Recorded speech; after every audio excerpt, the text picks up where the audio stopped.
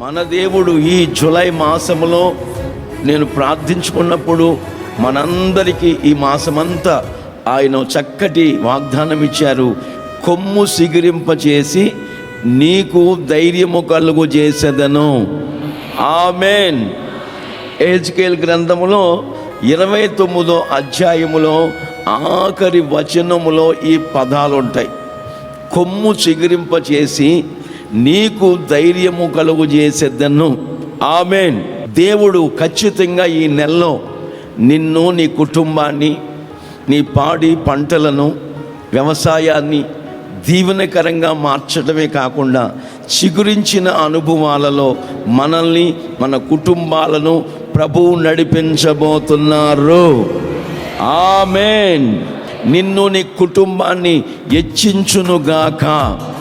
దేవుడు ఈ నెలలో మనలను ఫలభరితంగా చేయబోతున్నాడు.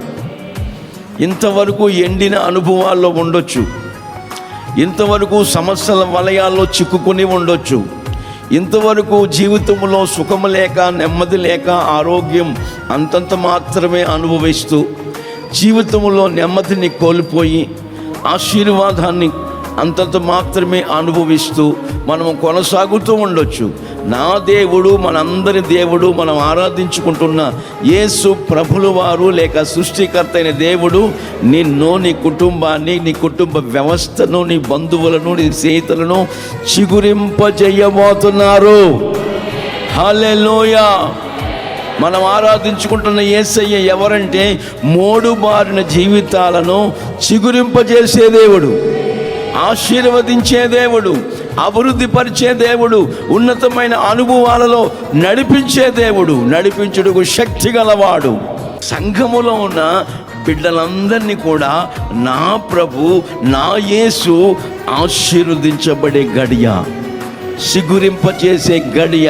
మీ వద్ద అందరి వైపు కూడా ఆయన వాక్య ప్రక్షాళన, ఆయన వాక్యపు మీ ఎదలోతుల్లోకి వెళ్ళిన వెంటనే ఆ వాక్యం మిమ్మల్ని అంకురం వచ్చేటట్టుగా, మొలకెత్తేటట్టుగా, దీవించబడేటట్టుగా, ఆశీర్వదించబడేట్టుగా, ఉన్నతమైన అనుభవాల్లో నడిపించేటట్టుగా చెట్లమైన మనందరి మీద ప్రవహించబోతుంది, పారబోతుంది. హల్లెలూయా. యేసు ప్రభు చెప్తాడు, విశ్వసించిన వారిని కడుపులో నుండి జీవజల నదులు పొంగి ప్రవహించునుగాక. విశ్వసించిన వాని కడుపులో నుండి జీవజల నదులు పొంగి పారునుగాక, ప్రవహించునుగాక, ప్రతి వ్యక్తిని అభిషేకించునుగాక.